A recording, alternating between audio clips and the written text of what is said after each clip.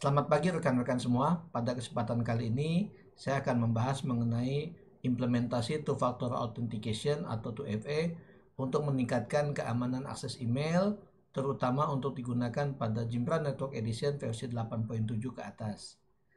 Perusahaan tempat saya bekerja, PT Excellent Info Tama Krasindo, adalah perusahaan ISP atau Email Services Provider yang memberikan layanan semua hal terkait email, mulai dari implementasi sistem, kemudian instalasi atau migrasi sistem dari sistem yang lama ke sistem yang baru, kemudian juga layanan terkait anti spam, proteksi anti spam dan antivirus, kemudian layanan SMTP relay, email blast, mailing list, email marketing, layanan pendukung seperti SSL, serta layanan terkait lisensi dan implementasi berbasis cloud. Jadi bagi rekan-rekan yang ingin mengetahui lebih jauh terkait dengan layanan, bisa merujuk pada website kami di excellent.co.id.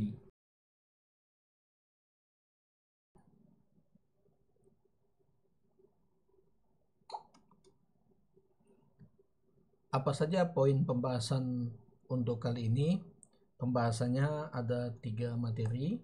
Yang pertama mengenai gambaran umum 2FA atau apa itu two-factor authentication, kemudian fungsinya untuk apa, latar belakangnya mengapa dibutuhkan two-factor authentication, serta skema dan mekanisme kerjanya itu seperti apa.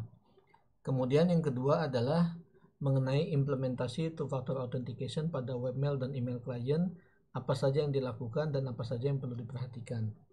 Yang terakhir adalah mengenai simulasi dan demo penggunaan two-factor authentication pada Jimbra 8.7 ke atas. Yang akan digunakan adalah Jimbra 9, meskipun secara prinsip bisa dipakai mulai Jimbra 8.7, hanya ada sedikit perbedaan tampilan saja. Hal pertama yang menjadi latar belakang mengapa kita butuh two-factor authentication adalah karena strong password saja tidak cukup. Ada banyak case di mana klien tuh mengeluh mengapa ada salah satu user atau ada banyak user yang sudah di set passwordnya sekuat mungkin, tapi kok masih bisa tembus, kok passwordnya masih bisa dihack atau dikuasai oleh pihak lain. Jadi masalahnya bukan karena strong passwordnya yang bisa dihack atau strong passwordnya yang bisa di brute force attack, melainkan karena ada kemungkinan usernya itu yang terjebak email spoofing atau email phishing. Contohnya bagaimana? Contohnya seperti ini. Di sini ada email ditujukan ke viviancho@excellent.co.id. Dia mengatakan bahwa ada 6 email yang masuk ke inbox yang dikuarantin karena dianggap sebagai spam. Dia ancam bahwa emailnya akan di-delete secara otomatis setelah 14 hari. Kalau kamu pengen ngubah notifikasi atau kamu ingin lihat emailnya benar nggak itu emailnya spam atau bukan, takutnya itu email penting tapi di tag sebagai spam, ya kamu mesti klik view emails. Kalau view email ini diklik, dia tampilannya akan meminta username dan password. Bagi user yang tidak hati-hati, dianggapnya username dan password memang dimasukkan untuk melihat email yang dikuarantin tadi, padahal itu justru jebakan.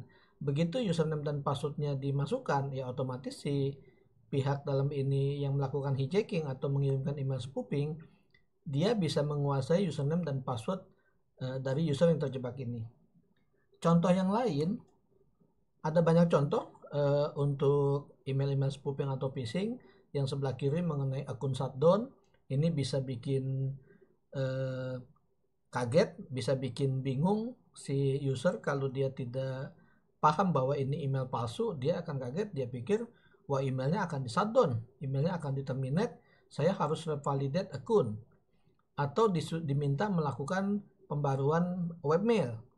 Itu semuanya email sejenis email phishing atau email spoofing atau dikenal juga email spam, yang secara prinsip dia akan meminta username dan password pada saat kita klik link yang dicurigai tersebut. Nah, dari hal ini kita bisa lihat bahwa Sekedar password yang kuat saja tidak cukup. Sekedar password yang panjang sekali tidak cukup. Mengapa? Karena kalau passwordnya sudah diketahui, artinya dia ada satu langkah, ada satu autentikasi. Begitu itu lolos, ya otomatis data-data yang ada di dalam hal ini email, itu bisa dibaca atau bisa diketahui oleh pihak yang tidak berhak. Nah, atas pertimbangan itu, maka diperkenalkan mekanisme 2FA, two factor authentication. Mengapa disebut two factor? Karena ada dua langkah, ada dua faktor. Jadi seseorang bisa melakukan autentikasi untuk membaca email atau mengakses data, itu harus memanfaatkan dua hal. Yang pertama, sesuatu yang mereka ketahui, misalkan nama pengguna dan kata sandi atau username dan password, dan sesuatu yang mereka miliki. Itu yang terpisah, yaitu kode PIN pada token. Nah, buat sebagian dari kita yang sudah terbiasa menggunakan internet banking misalkan, penggunaan token ini mungkin sudah umum. Jadi kalau kita sekedar untuk membuka internet banking mungkin tidak diminta token, kita cukup username dan password. Tapi begitu kita melakukan transaksi finansial, transfer uang misalkan, atau membayar tagihan, dia akan meminta penggunaan token yang dikirimkan melalui perangkat device gitu. Jadi mekanismenya sama persis untuk dipahami dari sisi two factor authentication ini dengan apa yang kita biasa jalani sehari-hari. Khusus untuk Jimbra, two factor authentication ini tersedia sejak Jimbra Network Edition versi 8.7.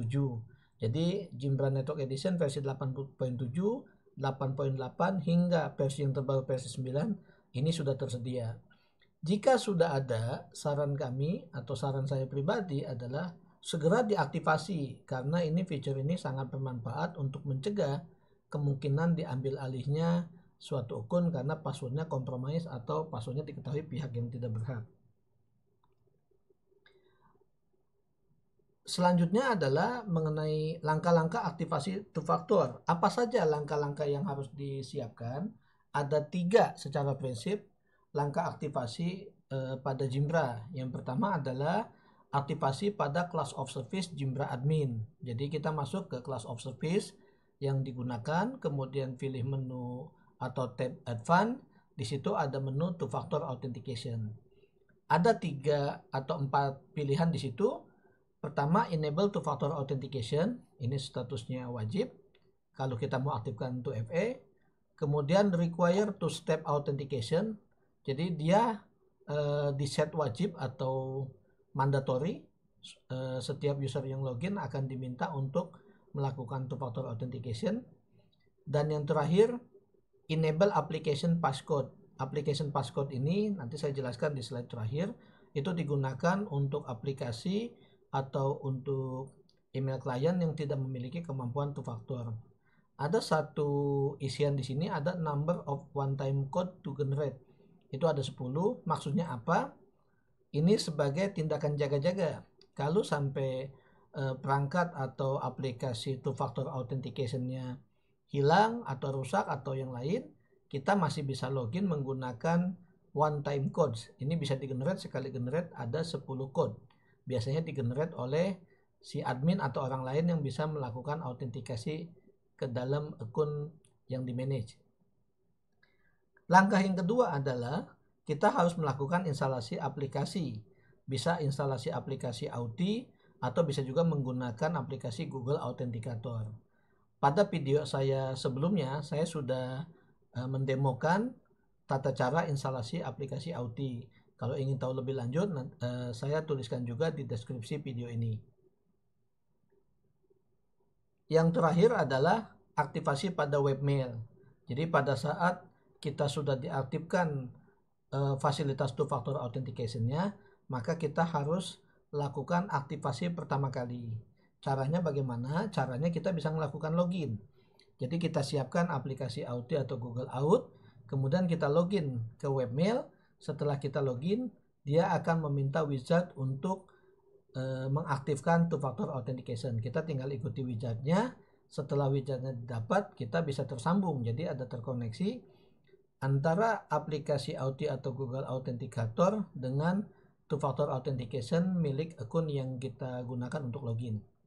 Secara detailnya nanti akan saya tampilkan pada saat disimulasi. Bagaimana jika kita tidak pakai webmail? Misalkan kita pakai email client, contoh kita pakai Microsoft Outlook untuk mengakses email atau Thunderbird, atau aplikasi-aplikasi, kita menggunakan aplikasi-aplikasi untuk pengiriman email yang dia tidak mengenal two factor authentication atau dia tidak bisa menggenerate one time password, one time code.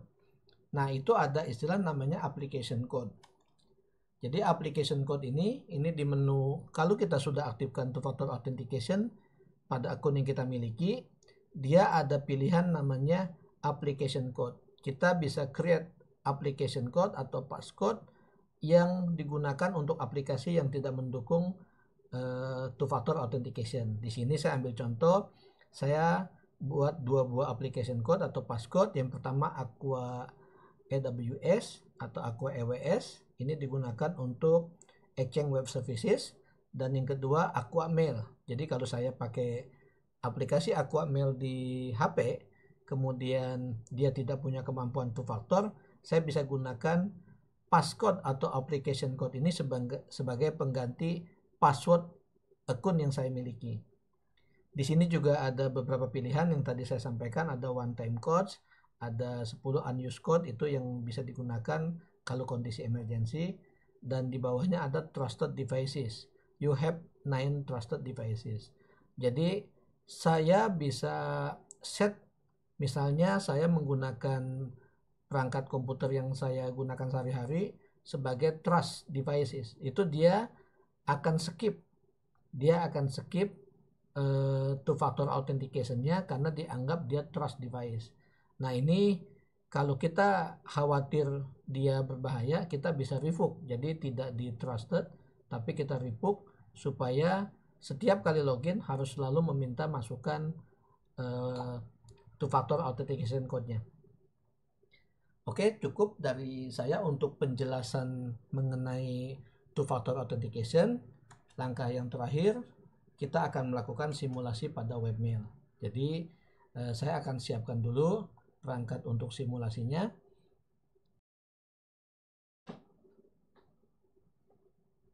Oke, saya sudah siapkan untuk simulasi penggunaan two factor authentication. Di sini saya sudah siapkan beberapa.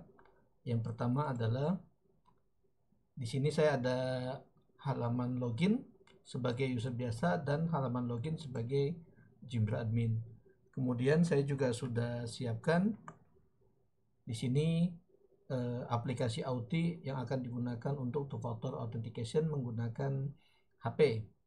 Jadi di sini saya bisa cek untuk aplikasi Auth-nya. Di sini sudah terinstall dan sudah siap digunakan. Saat ini belum ada akun sama sekali. Langkah pertama yang dilakukan adalah saya masuk login sebagai admin. Jadi di sini saya masuk sebagai Hosokawa Fujitaka.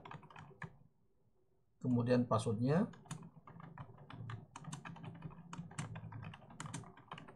harap maklum kalau passwordnya panjang, namanya juga buat simulasi. Setelah itu saya masuk ke bagian configure class of services. Di sini saya sudah siapkan namanya Jimbra Development. Saya aktifkan di bagian advanced. Di sini di scroll ke bawah dia ada two factor authentication. Kita klik di sini diaktifkan, di enable two factor authentication, kemudian juga kita aktifkan require two step authentication. Jadi seluruh class of services ini akan diminta melakukan two factor authentication. Dan yang terakhir enable application passcode. Ini karena misalnya saya pakai mobile device atau aplikasi yang tidak mendukung two factor. Kalau sudah dilakukan seperti itu, saya klik save, selesai. Itu dilakukan di level admin. Langkah selanjutnya saya masuk sebagai user biasa. Di sini saya masuk sebagai Hosokawa Fujitaka. Kemudian saya masukkan passwordnya.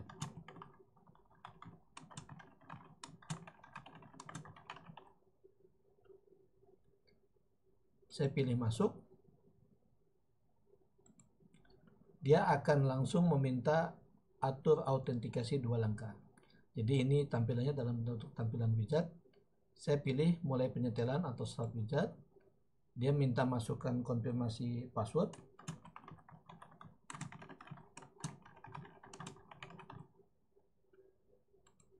Kemudian di next. Kita diminta untuk melakukan instalasi aplikasi autentikasi atau two factor application. Kita sudah siapkan yang tadi aplikasi Auth. Di sini Jimbra ada provide, bisa pakai Google Authenticator, Microsoft Authenticator, Auth, Red Hat Pre-OTP, dan lain-lain. Jadi setelah itu disiapkan, kita pilih berikutnya. Nah, di sini ada sekelompok kode. Jadi Jimbra ini tidak mendukung QR code, jadi kodenya ini yang akan kita gunakan.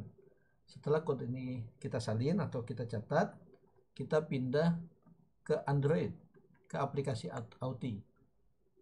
Jadi di aplikasi Auth-nya kita klik tanda plus, kemudian kita tidak scan QR code, tapi kita enter code manually. Karena dia tidak bisa di paste, saya mesti ketik manual.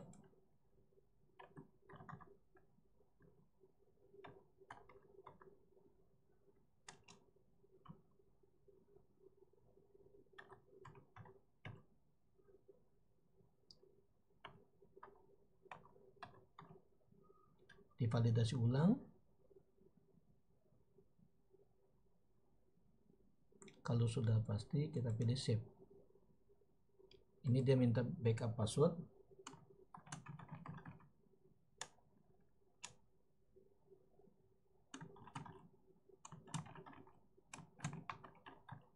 Saya kasih ini hanya backup,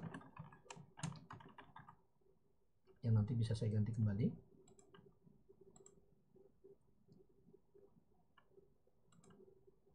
Nah, ini sini sudah tampil. Kita bisa pilih logonya, bisa ambil logo yang dia deteksi, atau kalau tidak kita pilih generate logo. Kemudian kita pilih continue. Kita bisa kasih nama akunnya.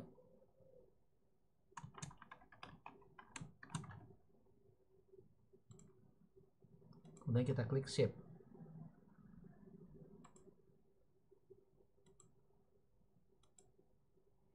Oke, di sini sudah ada token yang di-generate. Kita pilih berikutnya. Kita masukkan token yang sudah di-generate. 702066.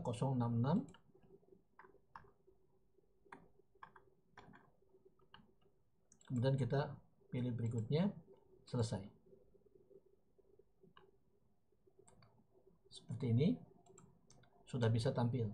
Jadi setiap kali kita nanti login pada perangkat baru atau misalkan browser baru, dia akan meminta masukan two factor authentication.